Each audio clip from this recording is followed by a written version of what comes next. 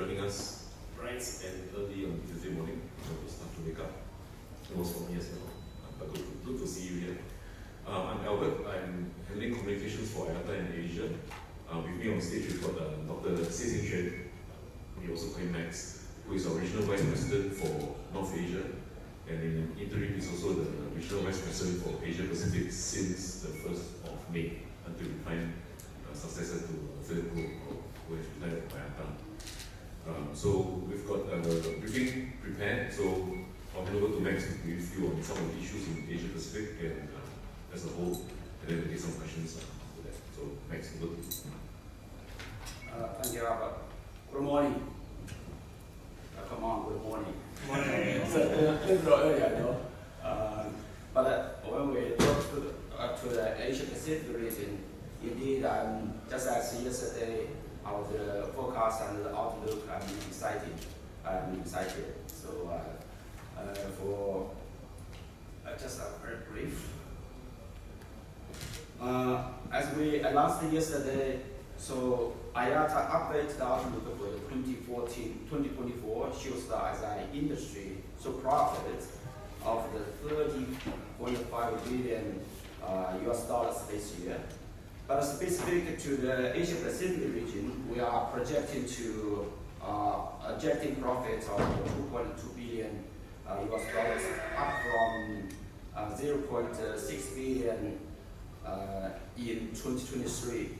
So the June outlook is also higher what we forecasted in last December, which is $1.1 billion US dollars. So this works to be a $1.20 profit per passenger. So compared to $6.14 per passenger profit per passenger to industry-wide. So we can understand it's due to possibly is related to the high cost high cost also the high competitions. So we're going to touch go to that later. So Asia Pacific is expected to be responsible for almost half of the world revenue passenger kilometers growth in 2024. So driven largely by recovering domestic markets in China, Japan, and also Australia. So international travel in the region remains subdued, especially in China, where it is still below the pre-COVID level. I guess right now it's almost like 70% of the 2019 level. So this indicates that there is still a lot of pent-up demand indeed for cross-border travel in the region, which will likely boost the future growth prospect.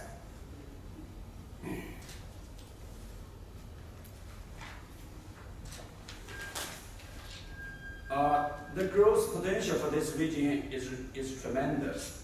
So as you can see, this is a compound annual growth rate is 5.3%. So globally, that's 3.8%. So Asia Pacific is the fastest among all the regions. So almost like 66% of the increase in passenger numbers for the coming 20 years will be from Asia Pacific region. That's exactly what I feel excited. So Asia is a vast region with parts of the region in different stages of aviation maturities. Every country has its own unique or different situations or market characteristics. So, but for my briefing, I will just focus on these three issues: regulatory challenges, digitalization, and also a few countries in Asia, the blocker funds.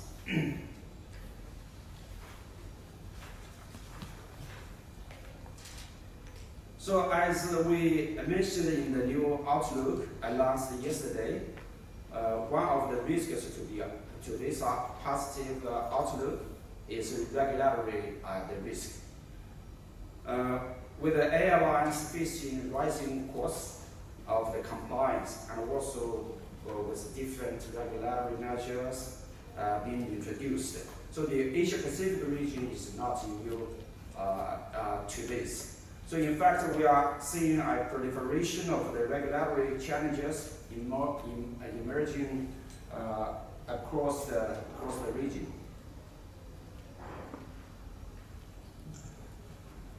But what is critical is that the government needs to take into consideration the view of the whole industry, including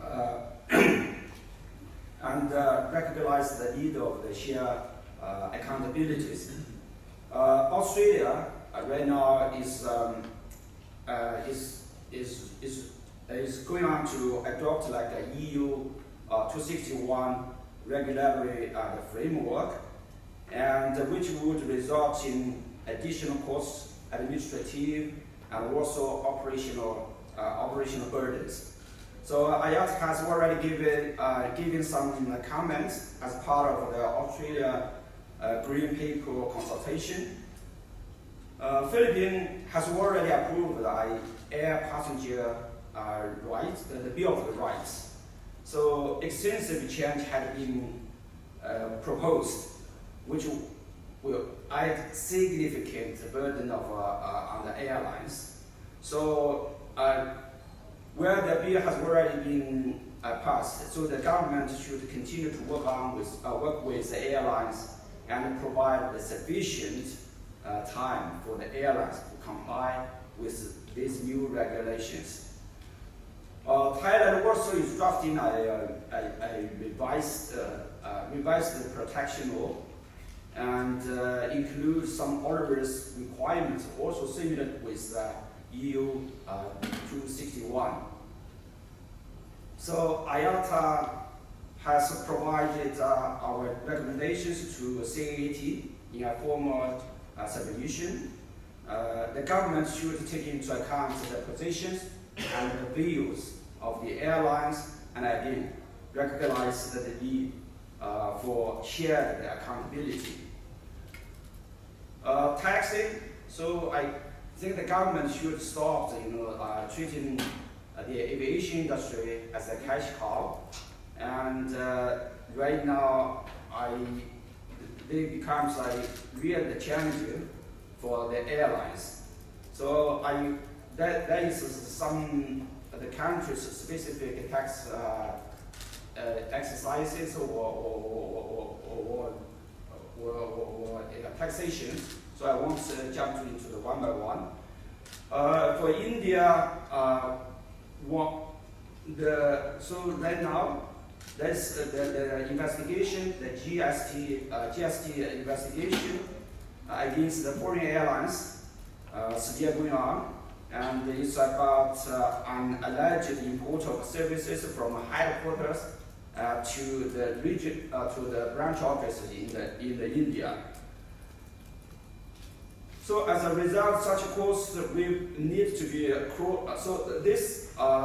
so the cost will be cross-charged to the India branch office, and then so this cost is liable to the GST.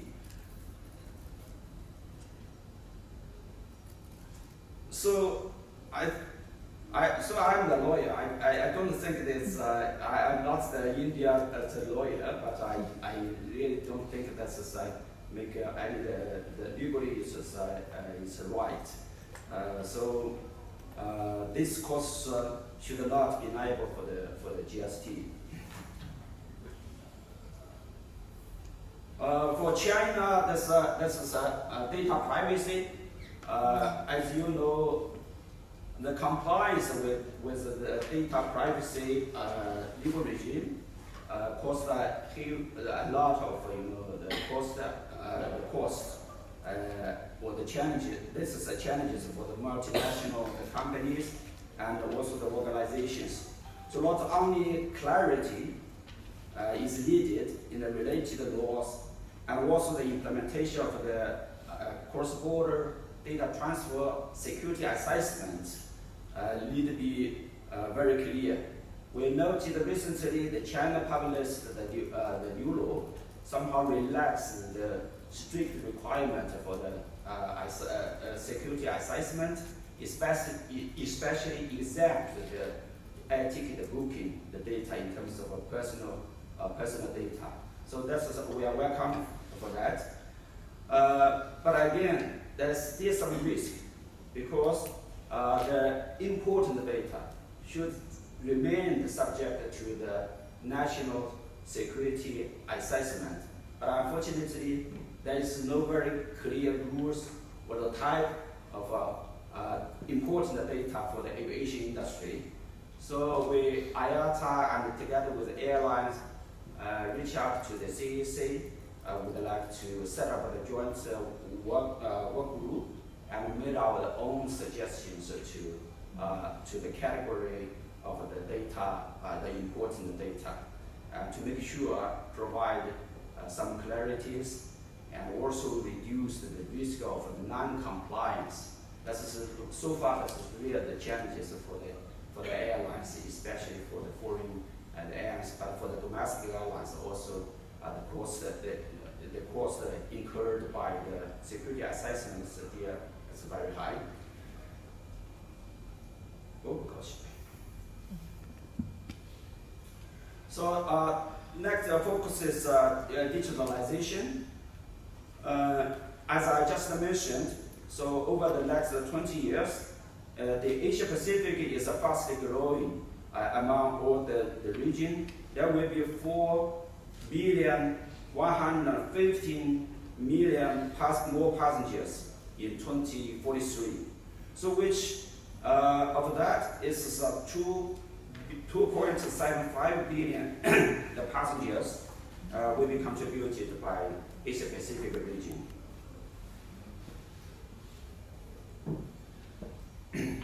Again, that's account for like 66% of the total the global total passenger numbers. So the industry will need to continue to improve the efficiency and to deal with this the traffic growth, but it's not possible to hugely invest to build the new and the more larger airports, and that will be a challenge. So the industry needs automation, digitalization, efficiency, processing, and to handle all of this expected the growth. So we need the industry to prepare for the digital identity. To be prepared, as the digital identity will be adopted in the next couple of years. So IATA One ID initiative aims to transform the passengers processing use digital identity technologies. So digitalize the admissibility in advance of the travel of the passengers, and also digitalize the airline's document checking process, and then to realize the contactless travel through biometric enabled identification at the airport touch points. So infrastructure and regulatory framework supposed to be compatible with the IATA's One ID standard or the concept. So developments in digital identities and the biometric technologies have allowed the contactless travel implementation to take place within Asia.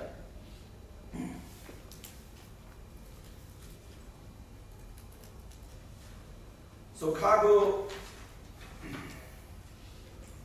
IATA recommends the one record, as I said, the message sharing, transferring easily, also the transparently, making sure the accuracy of all of the data, and then create the one single record across all the cargo supply chain. So within Asia, in North Asia, and also the Asia Pacific region. So we already implement, I feel, one record pilot, and which very helpfully is helpful for the local aircraft community to get ready for the IATA one record, and also to support IATA digital roadmap, and demonstrate the one record standards can support the multiple model transportations of the logical chain. So we will have seen I feel the movements in the mainland China, Hong Kong SAR, and also the Singapore clearly, and the more needs to be done across the whole region. So the last is slightly different, but equally important, is on the blockchain. So airlines need to be repatriate the money, get back from overseas, the ticket sale back to their headquarters to pay the costs charged in the US dollars and in a timely way. So, but right now, unfortunately, in Asia, this is really an issue in Pakistan and also the Bangladesh.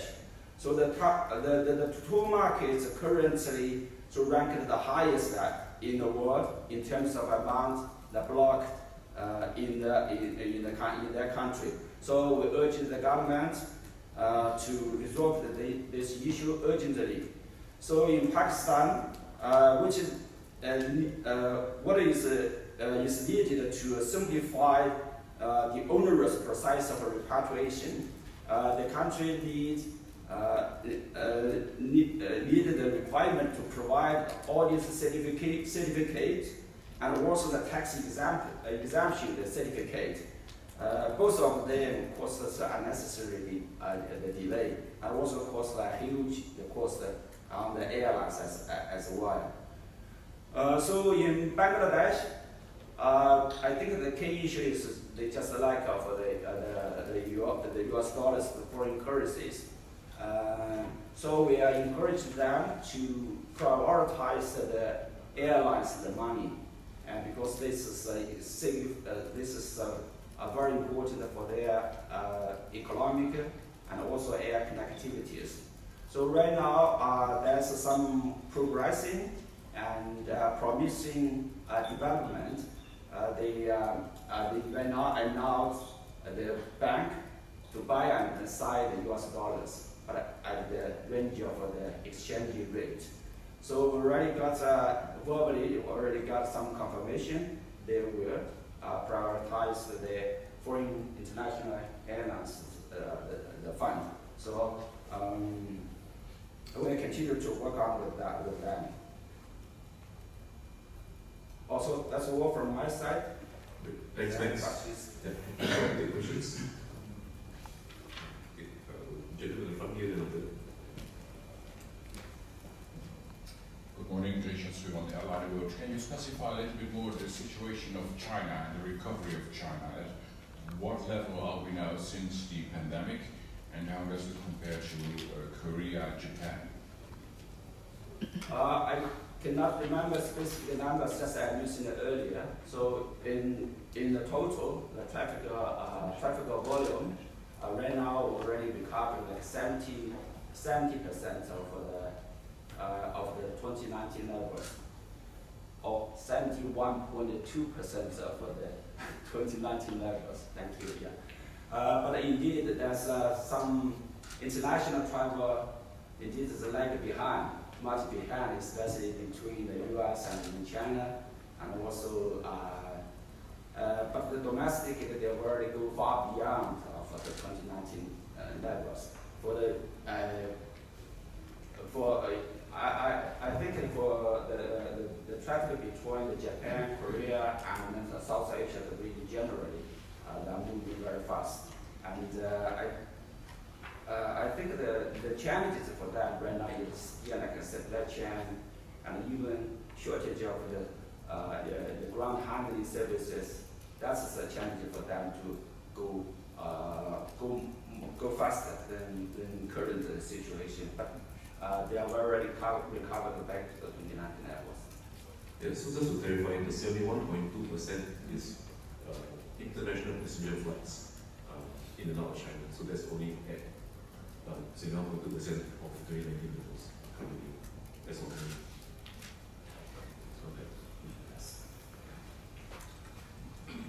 Hi, I'd like to ask a question in relation to India. Two questions actually. One is on the outlook and also the expectations from the Indian market. And if you can elaborate a little about the GST you mentioned with foreign airlines, that would be really appreciated. Second. Yeah, you glad about the country. Okay, so I'll be fair to Max. Max has taken over the region on 1st of May, so I'll throw Amitabh, our country manager, under the bus and question.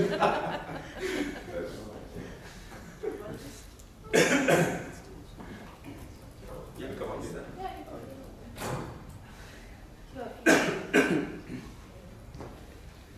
So yes, it's called a surprise to them. Okay.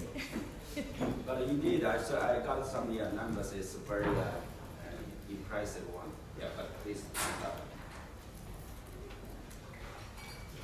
Yeah, good morning. So Amitabh Khosla, I'm IATA's country director for India. On the outlook that you asked about, India's air traffic had already surpassed 2019 levels, both for domestic as well as for international, in 2023 itself. So it's certainly, we're looking at rapid growth, and you would have also seen that in the unveiling video of 2025 AGM. So there is a lot of activity and energy which is driving aviation growth in India. On the second part, I think as Max had referred to, the issue with India GST is that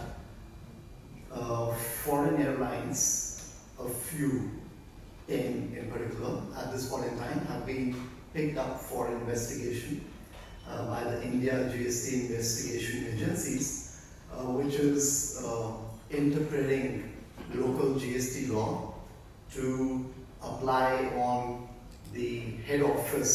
So airline, the way that airline industries, the foreign airlines operate is that we have headquarter locations flying and connecting to its various destinations. So the India GST investigation agency at this point in time is testing whether there would be an application of GST on the cross charge or on a reverse charge mechanism for costs which are being borne by the head office on their India operations. So it's in effect, it's at an early stage of investigation, but it's quite unprecedented in terms of its application, because that is not the way that any other jurisdiction treats airline operations taxation under local GST laws. Thank you. Thanks of the mechanics and elements. After Adrian, after that, Charlie. Great to see. Hello. What is your latest analysis of Hong Kong fully regain its status as an aviation hub and its recovering relatively slow recovery progress, particularly in view of the upcoming launch of the third runway this year, and also the growing regional competition from mainland cities. Do you think Hong Kong will be able to cover the added capacity, and whether it will do so to other mainland cities in terms of competitiveness? Thank you. For Hong Kong, we've already it's demonstrated the attractiveness and for the whole world. So last year, IATA hosted a few events over there, and the participants, exceeded 1,000, 1,500. So in terms of the competition between the different airports, along the South China. I think that Hong Kong has its very unique strengths and as the connection, the hub for mainland China, and also for the around the region. So I'm quite confident with Hong Kong airports, the connectivities, and also the in the future the growth. Next, Adrian. Adrian is over there. Quite shy.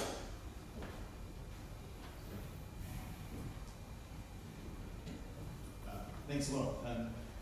Just wondering, we've been hearing over the last few days from some airlines that there are still some regulatory constraints left over from the pandemic era that are inhibiting traffic flows between Asia-Pacific countries, like visa issues between Japan and China, and obviously the US-China flight restrictions. So I'm just curious, where do you see like the biggest impediments in the region to traffic flows resuming since the pandemic, and do you see any hope for some of these blockages being removed? Sorry, I didn't get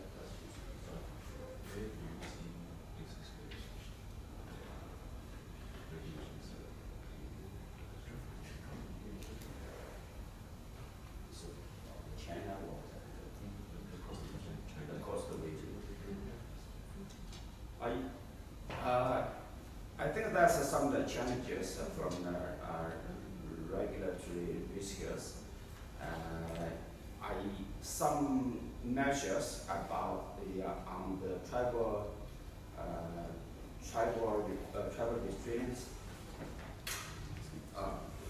Travel restraints remain the same, but I'm glad to say, including China, they were recently working on to implement, to provide the visa-free to attract the more inbound international travelers, and also negotiate with more and more countries with the visa exemptions systems. So this is a very good practice, and indeed in practice, so the international travel ban also like a triple and 3 times than the year than the last year. What else? So yeah, but I think if you look across the region, it's sort of very much open up in terms of travel, right? Folks can travel without any restrictions, and the main regulatory issues that we're seeing is really on the additional restrictions on passenger rights and other regulatory things that are being added on. So if I think back what I've heard from other colleagues about the COVID restrictions to that, that's not the strong impression that we have. I think it's okay in terms of the traffic or the capacity that's available for flying folks around. you just reminded me. I think that I also mentioned the cost is rising, and in many countries, they continue just after you mentioned the regulatory requirements like EU 261, and put a huge rising cost on the airlines. So we really encourage to take a balanced approach to share the accountabilities. So air travel is a long and complex process, and for some delay, flight cancellation, but just for example, won't be only accountable by the airlines. So the high, and also the area also mentioned the ground handling, and also the airport slots are the challenges, are the difficulties for the airlines to get the more the flights. But definitely the geopolitical conflicts and the more and more airspace shut down and make the airlines very difficult to keep the duties as before. So that's also for some countries, for some destinations, that will be exactly the disaster. So in total, all of the difficulties, the challenges make airlines somehow slowed down and cannot expect the pent-up as always. And also for some hottest destinations like Japan, New Zealand, and the over-tourism, it was a challenge for them. So recently we adopted some taxes, the charges on that. That was the challenge, and the capacity to accept, easily accept, to address and handle the travel booms is indeed need that. I just mentioned digitalization, automation, and to reduce the travel hassles. Yes, indeed, that's a lot. That's indeed what we are doing together with the airlines, with regulators, and also the airport is also important. Thank you. Okay, I think for Chuan Ren, Bilkis, Aisha, then Luke. Hi Max, two questions. First question is, are you seeing any indications of Chinese airports and regulators having a protectionism approach in preventing international airlines from launching flights into China? And my second question is, given the US and China sanctions, are your Chinese airlines seeing any struggle in getting aircraft parts for the airlines? Thank you. I start from the second one. Yeah, second one. Sanctions for the civil aircraft airports, so far I don't heard that. I don't think this is not the airports, the supply chain issue, not results from the sanctions, but the the supply chain shortage, human power manpower shortage, and supply chain disruptions, the situations. Yes, that's indeed the challenges for some Chinese airlines, because some CEO or senior management told me they have to move the parts from this aircraft to another one, and to make sure to have the capacity available. But I guess that's for the whole industry, not only for China. So, yeah. The first one? You want US-China flights, right? First one. No, just in general. Chinese airports preventing preventing international airlines from launching flights from China in favor of Chinese carriers. In airport slots? In China. Yeah, China. Chinese carriers and international carriers. I think that's what you only see. Chinese carriers. You don't really see a lot of international carriers in China. That's what he's asking. Right. Yeah. Thank you. Thank you.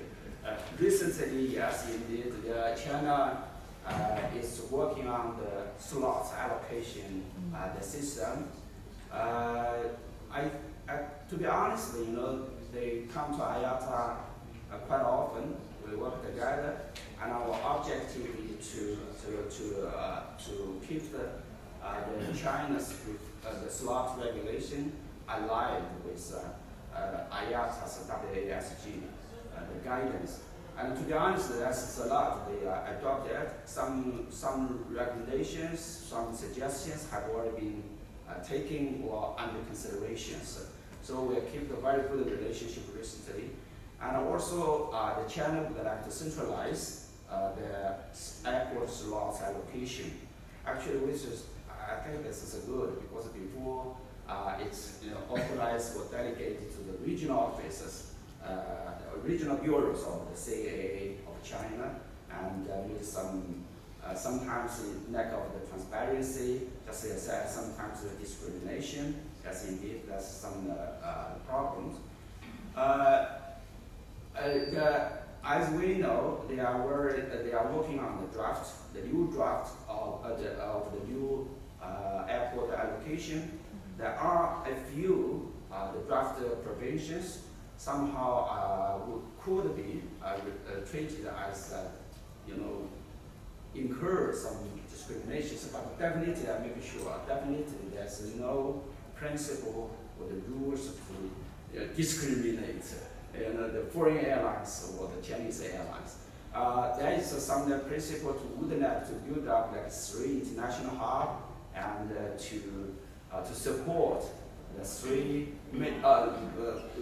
support the major airlines and to improve the competitive needs among this market. But the draft haven't been published, so we are continue to work on that and make sure the alignment between the China's airport allocation system and also the IATA's WSG. So I can tell you there are lots of positive progressing and developments, and we work very closely. Bilkis?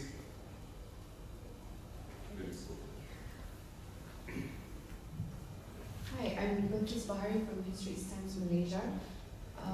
You mentioned about One ID digitization. So what is the main challenge for APEC countries to have a digital travel ID? This means that airlines and airports have to work closely with the government, right? Yeah, that's quite right. Yes, indeed. This One ID will change the whole industry.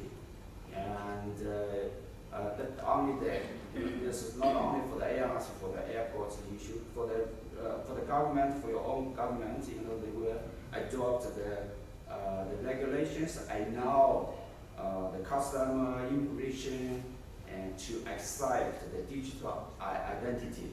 So from time to time, we are compile our traffic numbers with the 2019 levels. I always say, what we are doing is not to go back to the 2019 levels. We have to totally transform the whole industry.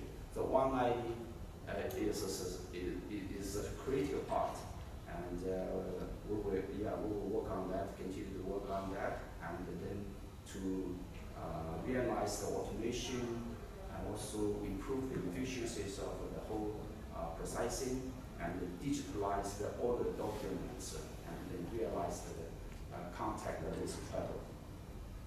Are you sure? To the back.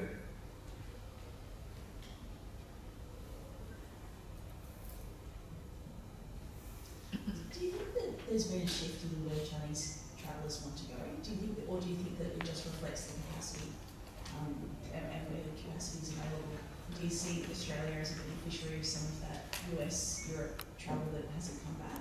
And do you think it will ever go back to pre-COVID, or will it just come back in a different shape with more sort of people going to Japan and South Korea and other regions? So Do you see there's a change in all the Chinese travelers, Chinese markets travel? very high.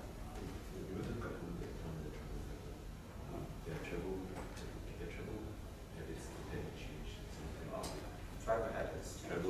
There's a preferences of Yeah. Chinese travellers changed, or is it reflecting where capacity has changed? It is not, the travelers somehow choose to travel in the short haul, and in the Asia Pacific region, I think we get the more the travel passengers. But I believe that the travel demand remains there.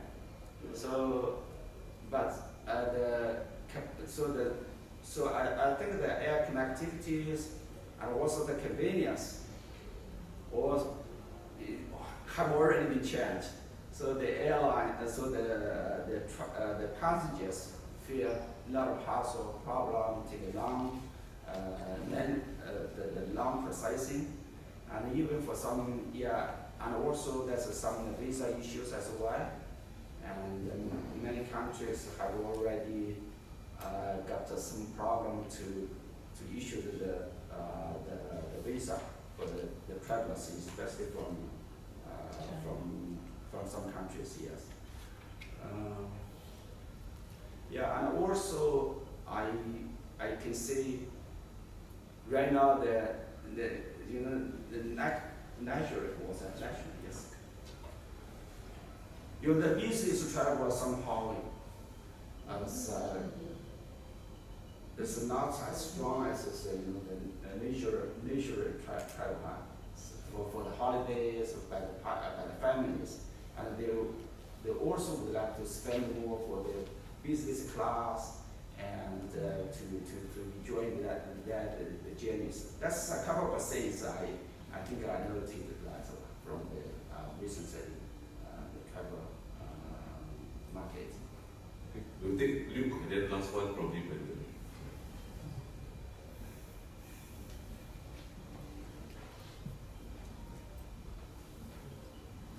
My question is also about China. As IATA mentioned that the low connectivity between China and the international airports may create a pent-up demand.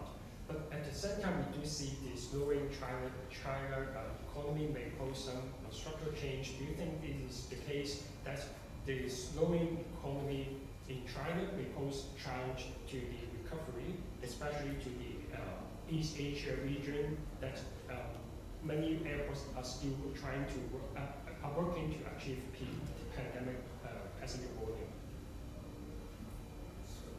Whether the slower recovery in China is affecting the travel. Correctly, whether the slower recovery in China is affecting the travel. Whether the slower recovery in China is affecting the travel in Chinese travel.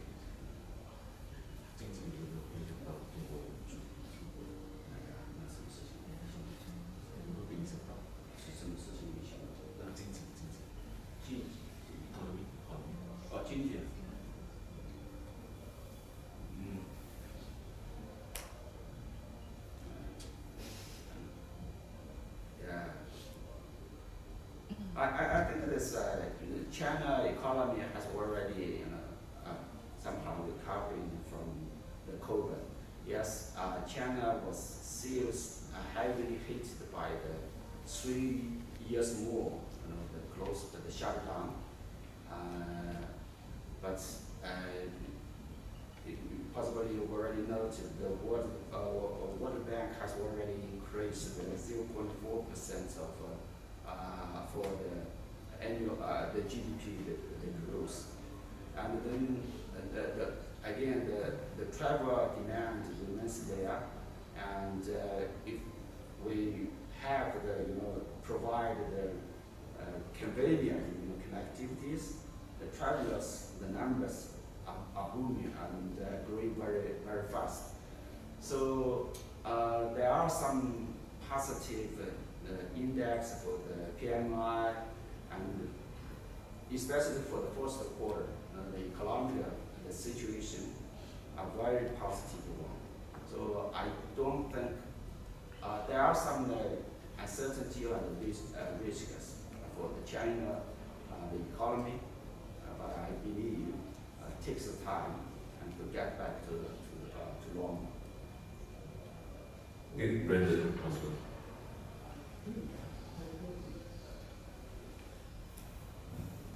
Sticking with the China theme, I was wondering if you have insights on the financial outlook for Chinese airlines. Chinese airlines' financial performance recently hasn't been very good, and I noticed even the APAC financial numbers overall are below the global average. Yet we have a lot of record profitability at some airlines in Asia. And I'm wondering, how much is the Chinese airline performance dragging down the APAC overall average profitability, and even if you see the outlook improving at all this year or next year? Yeah, domestically, the passenger numbers and are doing very fast, and it's go far beyond the 2019 levels. But unfortunately, again, the international traffic and the travel remain subdued. So that's which so the cost of many airlines, the big airlines in this area, fly a lot of big aircraft within domestic market, and so the fierce competition somehow force the airlines to lower the airfares. So the ticket price dramatically going down, and but the costs are there, the remainder is there, and even some they are rising and increasing. So this is one thing, and we will need to do the CAC and also the airlines would like to look the opportunity to open the more international routes, and then so fully benefits of the long haul and the wide body the aircrafts. So yeah, the competition, the cost, and also have a more international flights. So we will address these issues, and this is somehow financial performance. Yeah, so just our outlook for the region itself. So this year is 2.2 billion compared to 0.6 billion last year. It is still an improvement in the right direction. In fact, our previous outlook in December was 1.1 billion for the Asia Pacific region. So that's sort of double. So I think we've got a limit in terms of the time.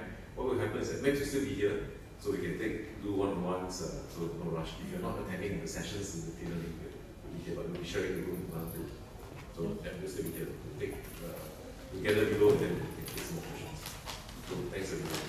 Thank you all.